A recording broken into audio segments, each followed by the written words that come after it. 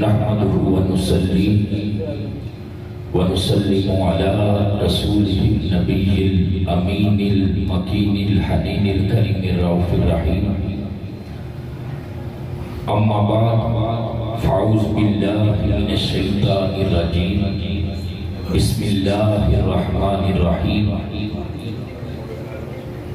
قال الله تعالى في كتابه المجيد: من يقتل مؤمنا متعمدا فجزاؤه جهنم. صدق الله العظيم. إن الله وملائكته يصلون على النبي يا أيها الذين آمنوا صلوا عليه وسلموا تسليما. الصلاة والسلام عليك يا سيدي يا رسول الله وعلى آلك وأصحابك يا سيدي يا حبيب الله. الصلاة والسلام عليك يا سيدي يا نبي الله وعلى آلك وأصحابك يا سيدي يا نور الله. اللہ رب العزت کی حمد و ثنا اور آقا کریم علیہ الصلوۃ والسلام کی بارگاہ میں درود و سلام کا نذرانہ پیش کرنے کے بعد میرے واجب الاحترام بزرگوں، دوستوں، عزیز ساتھیوں، اللہ رب العزت کے خاص فضل اور اس کی توفیق خاص سے میں اور آپ اللہ تعالیٰ کے پاک گھر مسجد میں محترم جمشید صاحب اور محترم اورنگزیب صاحب ان کے والد مرحوم کے ختم کل کے موقع پر جمع ہیں. تقریباً گفتگو کرنے کے لیے میرے پاس 18 سے 20 منٹ ہے. اس کے اندر چند باتیں موت کے حوالے سے اور پھر چند باتیں قتل و غارت گری کے حوالے سے احادیث مبارکہ کی روشنی میں آپ کی گوشگزار کروں. قرآن مجید میں اللہ رب العزت نے یہ ارشاد فرمایا ما تسبق من امت اجلها وما یستأخرون. جب کسی انسان کی موت کا وقت آتا ہے تو ایک لمحہ کے لیے بھی وہ آگے پیچھے نہیں ہو سکتا، یعنی اس میں ایک لمحے کی تاخیر نہیں ہو سکتی. پھر اس حقیقت کو ایک مقام پر یوں بیان کیا، فرمایا قُلْ لَكُمْ مِیعَادٌ یَوْمٍ لَا تَسْتَأْخِرُونَ عَنْهُ سَاعَةً وَلَا تَسْتَقْدِمُونَ. ہر ایک کے لیے اللہ نے ایک وعدہ مقرر کر دیا، اور جب وہ وعدہ پیغام اجل والا آتا ہے تو فرمایا ایک لمحے کی بھی اس میں تاخیر نہیں ہو سکتی. اور پھر ایک مقام پر فرمایا اینما تکونوا یدرککم الموت ولو کنتم فی بروج مشیدہ. فرمایا تم جہاں کہیں بھی ہوں گے یدرککم الموت، تمہیں موت ضرور آئے گی. وَلَوْ كُنْتُمْ فِي بُرُوجٍ مُشَيَّدَةٍ، اگرچہ تم بڑے بڑے محلات میں بھی ہوں گے تو فرمایا ان محلات کے اندر بھی اے انسان تیرا تکبر اور غرور توڑنے کے لیے تجھے موت محلات کے اندر بھی آئے گی. اب یہاں پر تو یہ فرمایا کہ جہاں کہیں بھی ہوں گے تمہیں موت ضرور آئے گی، لیکن اگلی آیت میں محلات کا ذکر کیوں کیا؟ اس لیے کہ محلات میں رہنے والے لوگ اکثر موت سے غافل ہوتے ہیں، اور ان کے ضمیر کو جھنجھوڑنے کے لیے فرمایا جہاں کہیں بھی ہوں گے تمہیں موت آئے گی، یہاں تک کہ تم محلات میں بھی ہوں گے تو تمہیں موت وہاں پر بھی آئے گی. تو دوستان محترم، یہ ایک ایسی اٹل حقیقت ہے جس سے کوئی انسان بھی کوئی زیرو انکار نہیں کر سکتا کہ اس نے آنا ہی آنا ہے، اور اس کے آنے کے لیے ہر ایک کے لیے اللہ رب العزت نے وہ جو وعدہ ہے وہ مقرر کر دیا.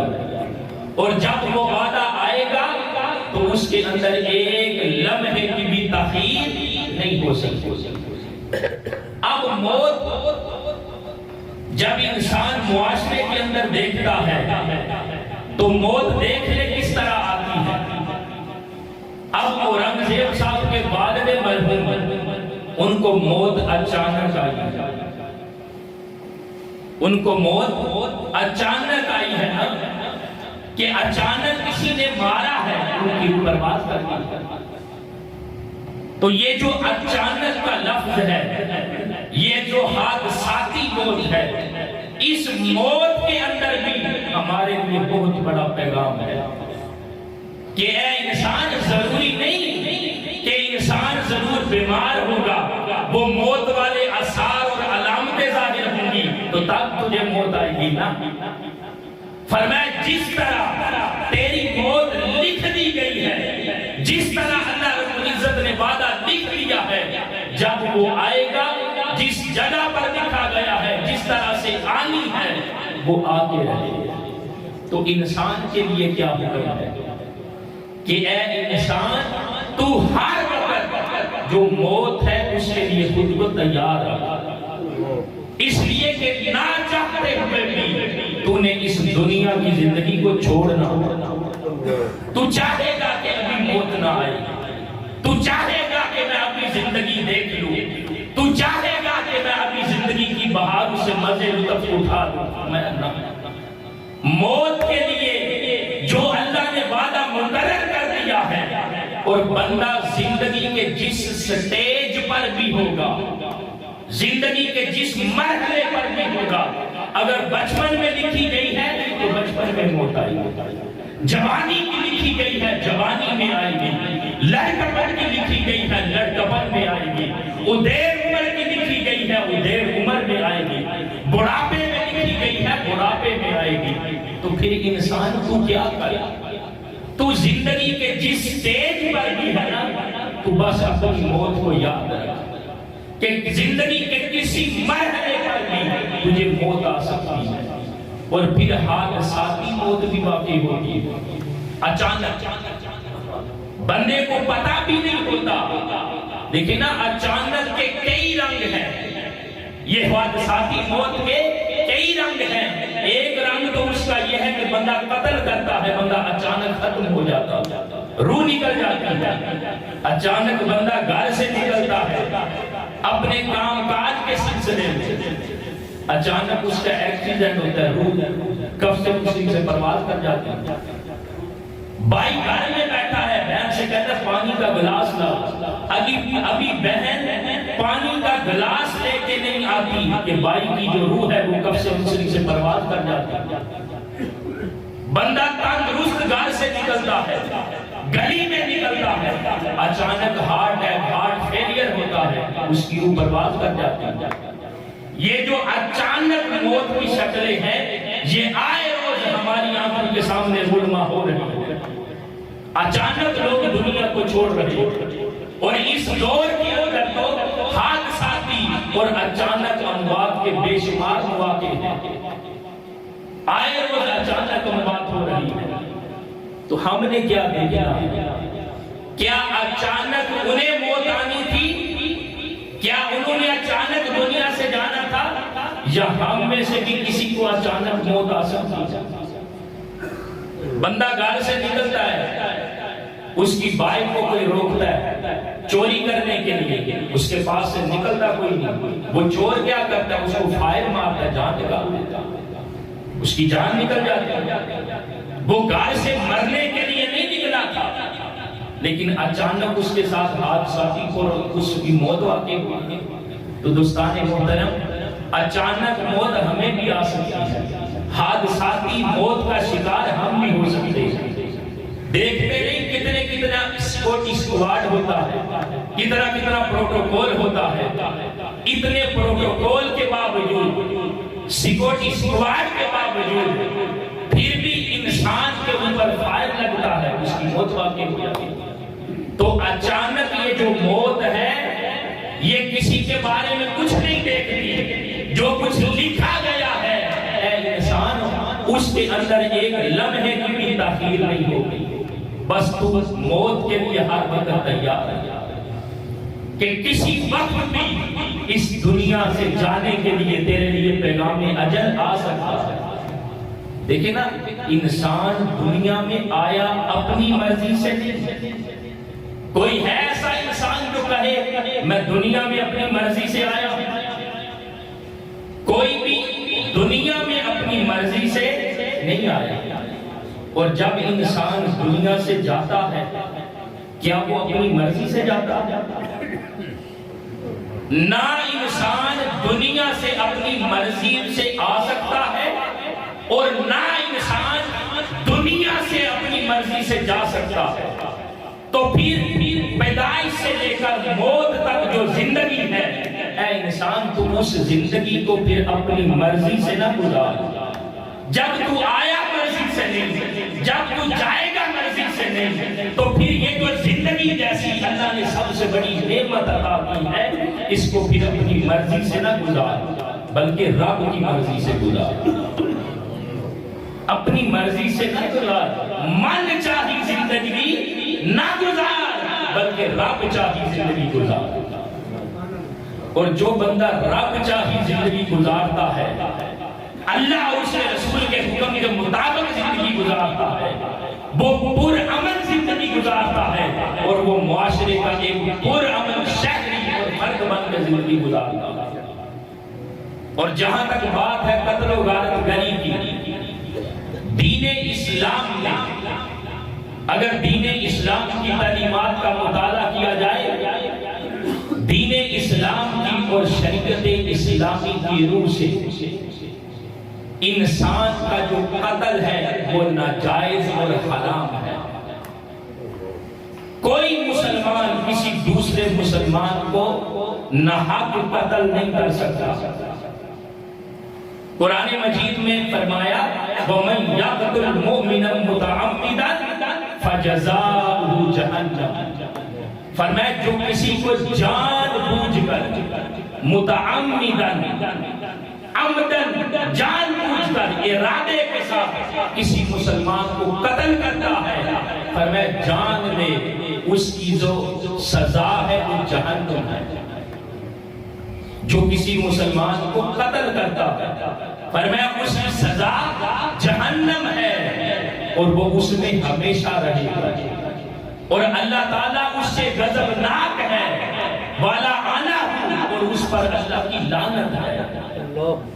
جو کسی مسلمان کو ناحق جان بوجھ کر قتل کرتا ہے، اور پھر فرمایا یہاں پر وَأَعَدَّ لَهُ عَذَابًا عَظِيمًا، اس کے لیے بہت بڑا جو عذاب ہے وہ تیار کر رکھا ہے۔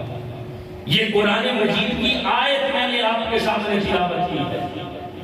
کبھی ہم قرآن و حدیث کے ساتھ اپنا رشتہ جوڑے تو صحیح، معاشرے سے ہر قسم کے لڑائی جھگڑے، قتل و غارت گری، فتنہ و فساد، عداوت، دشمنی جیسے جتنے بھی جذبات ہیں ان سب کا کلا کمانا ہو جائے اگر ہم قرآن سے حدیث سے اپنا رشتہ و تعلق جوڑ دیں۔ یہ جتنے فساد ہیں، یہ جتنی قتل و غارت گری کی آگ ہے، صرف اس لیے ہے کہ ہم دین اسلام کی تعلیمات کے سامنے اپنی انا کو ذبح نہیں کرتے، ہم اپنی انا کو تسکین دیتے ہیں، لیکن دوستان محترم جو ہمارا دین اسلام ہے وہ کسی انسان کو بھی ناحق قتل کرنے کی اجازت نہیں دیتا۔ اسی طرح میرے آقا اسلام نے حدیث میں کیا فرمایا، یہ تو قرآن مجید کی ایک آیت میں نے تلاوت کی ہے نا، اس طرح کی بڑی آیات ہیں جن میں فرمایا کہ انسان کو قتل نہ کرو۔ ایک مقام پر فرمایا وَلَا تَقْتُلُوا النَّفْسَ الَّتِي حَرَّمَ اللَّهُ إِلَّا بِالْحَقِّ، فرمایا جس انسان کو اللہ نے عزت دی ہے کسی کو کوئی حق نہیں پہنچتا کہ وہ اس کی جان لے یا اس کو قتل کرے۔ اور پھر حدیث میں میرے آقا اسلام نے کیا فرمایا، ہم مسلمان ہیں نا، ہمارا معاشرہ مسلمانوں کا معاشرہ ہے، ہماری ریاست اسلامی جمہوریہ پاکستان ہے۔ کبھی دیکھے میرے آقا نے مسلمان کی 1400 فرمایا المسلم من سلم المسلمون من لسانہ و یدہ، فرمایا مسلمان وہ ہے جس کے ہاتھ اور زبان سے دوسرے مسلمان محفوظ رہے۔ یہ حدیث مبارکہ سنیں نا، مسلمان کی تعریف کیا کی، فرمایا مسلمان وہ ہے جس کے ہاتھ اور زبان سے دوسرے مسلمان محفوظ رہے۔ جو ابتدا ہے نا یہ فساد کی، قتل و غارت گری کی، اس کا آغاز زبان سے ہوتا ہے، اس کی ابتدا زبان سے ہوتی ہے کہ ہم اپنی زبان کے ذریعے سے کسی کو برا بھلا کہتے ہیں، کسی پر بہتان لگاتے ہیں۔ فرمایا مسلمان وہ ہے جس کی ہاتھ اور زبان سے دوسرے مسلمان محفوظ رہتے ہیں، اور پھر جس کے دل میں اسلام داخل ہو جاتا ہے، جو دین اسلام کی تعلیمات کو دل و جان سے قبول کر لیتا ہے، وہ مومن ہے۔ اور مومن کی تعریف 1400 سال پہلے میرے آقا نے کیا بیان کی؟ فرمایا المؤمن من ائتمنه الناس على انفسهم واموالهم، فرمایا مومن وہ ہے جس سے دوسروں کی جان اور دوسروں کا مال امان میں ہو۔ مومن وہ ہے جو کسی کی جان نہیں لیتا، جو کسی کو قتل نہیں کرتا، کسی کا مال چوری نہیں کرتا، کسی کا مال غصب نہیں کرتا، کسی کی جائیداد پراپرٹی پر ناجائز قبضہ نہیں کرتا۔ مسلمان تو وہ ہے جس کے ہاتھ اور زبان سے دوسرے مسلمان محفوظ رہتے ہیں، اور فرمایا مومن وہ ہے جس سے دوسرے لوگ اپنی جان اور اپنے مال کو امن میں سمجھیں۔ یعنی مسلمان وہ ہے، سادہ لفظ میں اگر جاننا چاہتے ہیں کہ مسلمان کون ہے، مسلمان وہ ہے جو معاشرے کے اندر سلامتی پھیلاتا، جو معاشرے کے اندر بدامنی نہیں پھیلاتا، جو معاشرے کے اندر فتنہ و فساد کی آگ نہیں جلاتا، جو معاشرے کے اندر قتل و غارت گری کو ہوا نہیں دیتا۔ فرمایا مسلمان وہ ہے جو سلامتی دینے والا۔ اور مومن کون ہے؟ مومن وہ ہے، سادہ لفظ میں جان لے، جو معاشرے کے لوگوں کو امن دیتا ہے، جو امن و امان کی فضا صورتحال قائم کرتا ہے، فرمایا مومن وہ ہے۔ اور یہ جو انسانی جان ہے نا، ایک بار ذرا سوچے تو صحیح، بڑے ٹھنڈے دل کے ساتھ سوچے، یہ جو جسم ہے میرا آپ کا یا کسی بھی انسان کا، کسی روح کا، کسی زیرو کا، یہ جو جسم ہے اس میں جان روح کس نے ڈالی ہے؟ کس نے ڈالی ہے؟ اللہ۔ اس میں جان کس نے ڈالی ہے؟ اللہ۔ اور وہ اللہ ہی حق رکھتا ہے کہ وہی بندے کی جان کو واپس اے انسان، تو اس معاشرے کے اندر کسی مسلمان کی جان جانے کا ذریعہ نہ بن، اس لیے کہ جب جان اس نے ڈالی ہے، روح اس نے ڈالی ہے، تو وہی حق رکھتا ہے کہ وہی اس جان کو واپس لے۔ تو کسی مسلمان کو قتل کر کے اس کی جان کے نکلنے کا ذریعہ نہ بن۔ وہ مالک ہے، وہ پروردگار ہے، جو رازق ہے، وہی حق رکھتا ہے۔ ورنہ قتل و غارت گری کے بارے میں تو بے شمار احادیث ہے۔ ایک حدیث میں میرے آقا اسلام نے کیا ارشاد فرمایا؟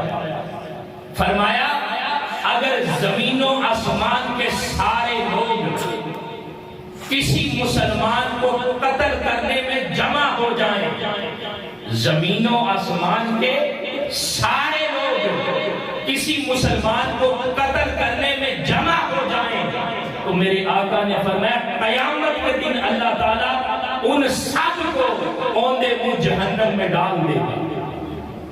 اور جو کسی کے قتل کرنے میں تھوڑی سی بھی مدد کرے گا، اعانت کرے گا، فرمایا قیامت کے دن اس کی پیشانی پر لکھا جائے گا۔ قتل کرنا تو یہ تو بہت بڑا جرم ہے نا، فرمایا جو کسی کے قتل کرنے میں مدد کرے گا، جو کسی کی اعانت کرے گا، فرمایا قیامت پیشانی پر ماتھے پر یہ لکھ دیا جائے گا کہ یہ وہ بندہ ہے جس نے قتل کرنے میں مدد کی تھی اور یہ اللہ کی رحمت سے محروم کر دیا گیا۔ اور پھر ایک حدیث میں میرے آقا علیہ السلام نے کیا فرمایا؟ فرمایا جب بندہ قتل کرتا ہے نا تو قتل کرتے وقت وہ مومن نہیں رہتا۔